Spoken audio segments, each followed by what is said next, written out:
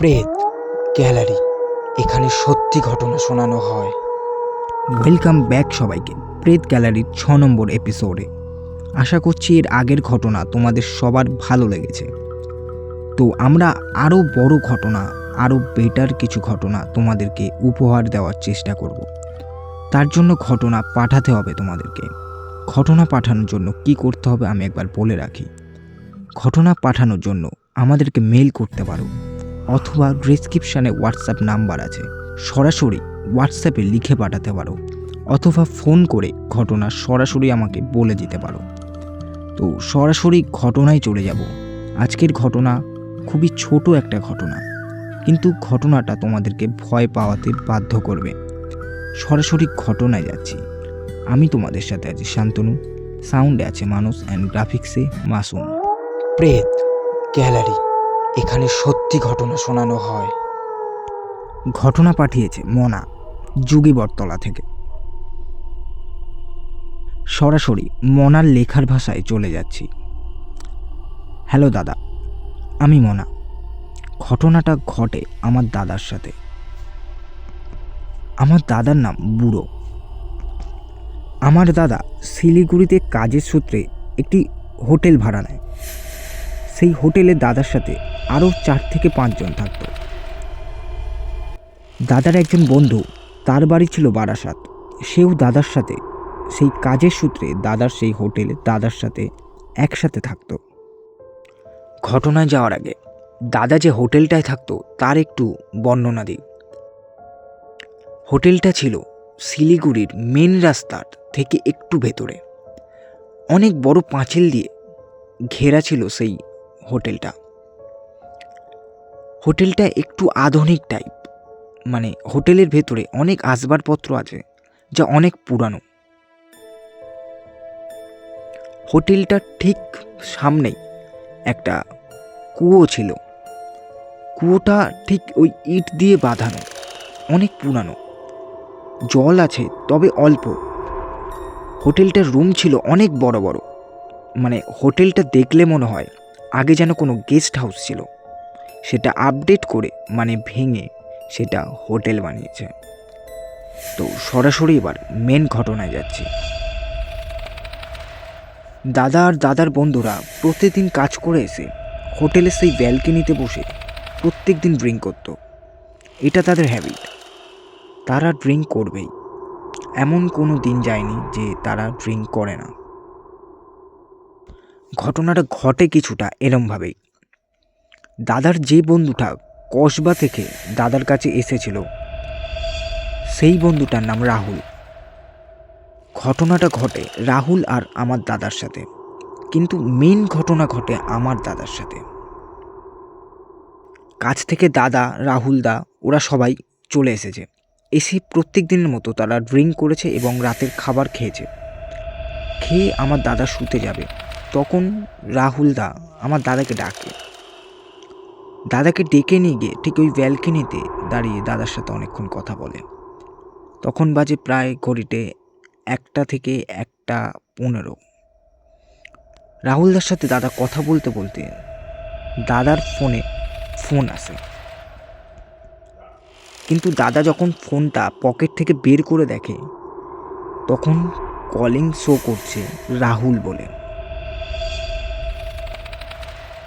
মানে দাদার ফোনেও ফোন ঢুকছে রাহুলের, আর দাদার সামনেও দাঁড়িয়ে আছে রাহুল।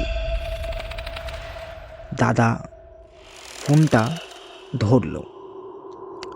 রাহুল ফোনের ওপার থেকে বলল, আরে কিরে, তাড়াতাড়ি আসবি তো, বিছানা হয়ে গেছে, তাড়াতাড়ি চলে আয়, কোথায় আছিস? কিন্তু আমার দাদা বিশ্বাসই করতে পারছে না কি হচ্ছে। কে আসল? ফোনের এপার থেকেও রাহুলের গলা, আমার সামনেও দাঁড়িয়েছে রাহুল। কে তাহলে আমার সামনে? যদি সামনের জনই রাহুল হয়, তাহলে ফোন থেকে কে কথা বলছে? আর ফোনের জনই যদি রাহুল হয়, তাহলে আমার সামনে কে দাঁড়িয়ে আছে? দাদা যেই রুমের দিকে তাকিয়ে আবার সামনে তাকালো, দেখলো সামনে আর কেউ নেই, পুরো ব্যালকনি ফাঁকা। তখন দাদার ভয় পেয়ে যায়। দাদা ছুটে সঙ্গে সঙ্গে রুমে চলে যায়, গিয়ে রাহুলকে সব পুরো ঘটনাটা খুলে বলে। রাহুল বলে যে আজকে অত্যাধিক তুই ড্রিঙ্ক করে ফেলেছিস, তার জন্য এরকম হয়েছে, এরকম কোনো ব্যাপার না, তো ঘুমিয়ে পড়। কিন্তু দাদার মনে আছে স্পষ্ট রাহুলের সাথে ব্যালকনিতে দাঁড়িয়ে কথা বলেছে, প্লাস রাহুল দাদাকে ফোন পর্যন্ত করেছে, মানে রাহুলের সামনেই রাহুল ফোন করেছে। তো দাদা এই বিষয়টাকে ভাবলো যে সত্যি যেহেতু দাদা ড্রিঙ্ক করে আছে, আজকে হয়তো দাদার নেশাটা বেশি হয়ে গেছে, তাই ওটা আর পাত্তা দিল না। দাদা আবার রুমে শুয়ে পড়ল। আস্তে আস্তে দাদা সেই ব্যালকনির প্রতি একটা মায়ায় পড়ে যায়। দাদা যখন ব্যালকনিতে গিয়ে দাঁড়াতো, তখন দেখতো কুয়ো থেকে কেউ একজন যেন জল তুলছে, কোনো একটা মহিলা। সে প্রায় দিন ওরকম জল তুলতো, আর আমার দাদাও প্রত্যেক দিন সেই কুয়োর সামনে যেত, কিন্তু কাউকে দেখতে পেত না। ঘটনাটা ঘটতো ঠিক ওই রাত 1:30।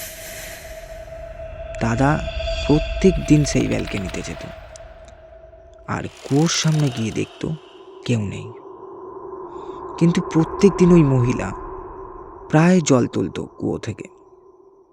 কিন্তু মহিলাটা কে, দাদা এটা আদৌ জানতে পারেনি। সব থেকে ভৌতিক ঘটনাটা সেদিনই ঘটে। দাদা আবারও ড্রিঙ্ক করে ঘরে শুয়ে আছে। দাদা দেখছে যে দাদার রুম থেকে দাদা ঘুমের মধ্যেই হেঁটে হেঁটে বাইরে বেরাচ্ছে, মানে দাদার মধ্যে দাদার নিজের কোনো কন্ট্রোল নেই। দাদা শুধু হাঁটতে থাকছে, হাঁটতে হাঁটতে বাইরে যে কুয়ো আছে সেই কুয়োটার মধ্যে সামনে গিয়ে দাঁড়িয়ে গেল। দাদাকে যেন পেছন থেকে কেউ সজোরে ধাক্কা মেরে সেই কুয়োয় ফেলে দিল। দাদা প্রাণপণে ওপরে ওঠার চেষ্টা করছিল, কিন্তু কুয়োতে গলা অবধি জল ছিল। দাদা কোনো মতেই সেই কুয়ো থেকে উঠতে পারছিল না। সেই এক পর্যায়ে দাদা হাবুডুবু খেতে লাগলো। দাদার গলা অবধি জল চলে এসেছে। দাদা কোনো মতে সেই কুয়ো থেকে উঠতে পারছে না, ছটকাছটকি করছে। এদিকে যে রাহুল ছিল দাদার অনেক জোরে জোরে ডাকছে, কিন্তু কেউ সাড়া দিচ্ছে না, কারণ কুয়ো ছিল রুমের বাইরে আর রাহুল ছিল রুমের ভেতরে। তো দাদা এক পর্যায়ে অনেক ছটকাছটকি করছে, কিন্তু কোনোভাবেই আসছে না। এইভাবে দাদার আরও 5 থেকে 10 মিনিট কেটে গেল সেই কুয়োতে। এদিকে বলে রাখা ভালো, আমার দাদা খুব লম্বা ছিল, প্রায় 6.5 ফুটের কাছাকাছি হাইট। তো আগেকার কুয়ো, সেই জন্য কুয়ো অনেক ছোট ছিল। দাদা একটা হাত সামনে আর পা দুটো দিয়ে অনেকক্ষণ ব্যালেন্স করে সেই কুয়োর মধ্যে আটকে ছিল। আর যদি 10 মিনিট সেই কুয়োতে থাকে, তাহলে দাদার সাথে কিছু একটা ঘটে যাবে। অনবরত সেই কুয়োতে মনে হচ্ছে দাদাকে কেউ ভেতরের দিকে টেনে নিচ্ছে। দাদা প্রায় ভেবেই ফেলেছে সেই কুয়ো থেকে আর ওটা হবে না। দাদার হোটেলের পাশেই একটি বাড়ি ছিল। সেই বাড়িতে একজন বয়স্ক মহিলা আর একজন বয়স্ক ভদ্রলোক থাকতো। তারা সেই দিন, মানে দাদা যেদিন কুয়োতে পড়ে এরকম ছটপট করছে, তারা সেই দিন কোনো বিয়ে বাড়ি থেকে ফিরছিল। তো দাদা যখন ওরকম চেল্লামেল্লি করছে, সেই বয়স্ক লোক আর বয়স্ক মহিলাটা শুনতে পায়। তারা এসে সঙ্গে সঙ্গে চেঁচাতে থাকে, লোক জড়ো করে ফেলে। সেই ভদ্রলোকটি সময় মতো এসে গিয়ে লোকজনদের ডেকে দেয়, আর সেই রাজুকেও সঙ্গে সঙ্গে ডেকে দেয়। সঙ্গে সঙ্গে এসে আমাকে দড়ি ফেলে ওখান থেকে উদ্ধার করে। প্রায় গলা অবধি জল খেয়ে ফেলেছিল আমার দাদা। যখন ডাঙায় তুলেছে, পেটে চাপ দিয়ে পুরো জলটা দাদার বের করে দেয়। তারপর দাদা নিজেকে একটু সুস্থ মনে করে। তারপর বেশ আমার দাদা আস্তে আস্তে সুস্থ হয়ে যায়। সেই হোটেলের পাশে যে বয়স্ক মহিলা এবং বয়স্ক লোক থাকতো, তারা আমার দাদা এবং দাদাদের বন্ধুবান্ধবকে একদিন নিমন্ত্রণ করে খাওয়া দাওয়ার পরেই বলে যে এই হোটেলটা যেন তারা ছেড়ে দেয়, সেই হোটেলটা ভালো না। সেই বয়স্ক মহিলা যখন সবে বিয়ে করে এসেছিল এই বাড়িতে, সেই সময়ের ঘটনা। সেই হোটেলের কুয়োতে একজন মহিলাকে মেরে ফেলে সেখানে ফেলে রেখে গেছিল। তারপর থেকে তার সেই অতৃপ্ত আত্মা সেই হোটেলে এখনো আছে। মানে আগে ওটা একটা বিল্ডিং ছিল। ওই ঘটনাটা ঘটার পর যার বিল্ডিং ছিল সে ওইটা প্রমোটারকে দিয়ে ভেঙে এখানে হোটেল বানিয়ে ভাড়ায় দিয়ে দেয়।